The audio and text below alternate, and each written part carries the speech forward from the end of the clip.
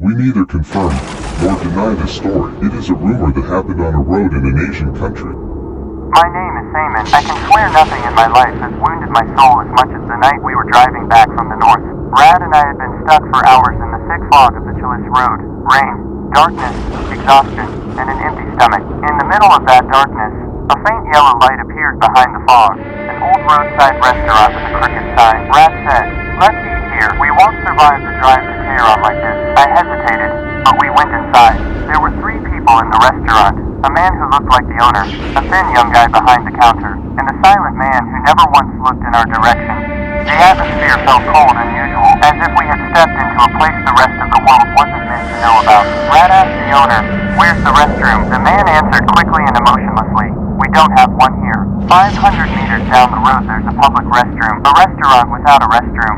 It was strange, but Brad laughed and said, "Fine, I'll go and be right back." 10 minutes passed. After 10 minutes, the owner brought 1 plate of food to my table. I said, "We ordered 2. He said, "Your friend isn't here. I'll bring the other 1 later so it doesn't get cold." Hunger and exhaustion made me take a few bites. I told myself Brad would be back any moment, but minutes passed and still nothing.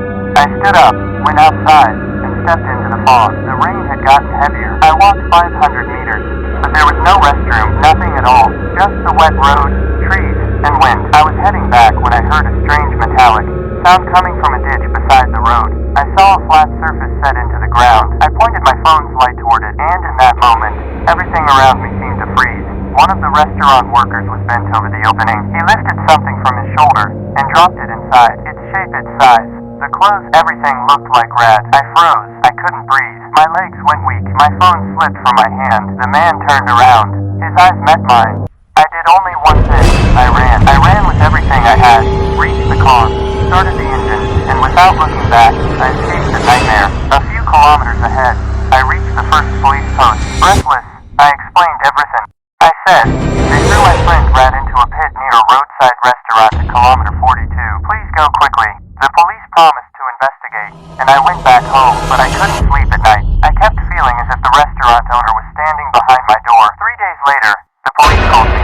They said, "Simon, you need to come to the station. It's important." My heart sank. I went in the interrogation room. The officer said, "Simon, the restaurant has been sealed, and the staff have been taken into custody. But there's something you need to know. That pit was part of an operation that had been going on for years." I began to shake, but the officer continued, "And more importantly, the food you ate that night has been analyzed." For a few seconds, I couldn't hear anything. It felt like the world had gone empty. The officer said, "Simon, we're sorry, but the substance found in your meal matches what was discovered in the pit." I stopped breathing. I didn't want to hear it, but I did. The food you ate was connected to your friend Brad. The room spun around me. All the sounds grew distant, and the only thing left in my mind was the owner of the restaurant calmly saying, "Your friend isn't here. I'll bring just 1 plate."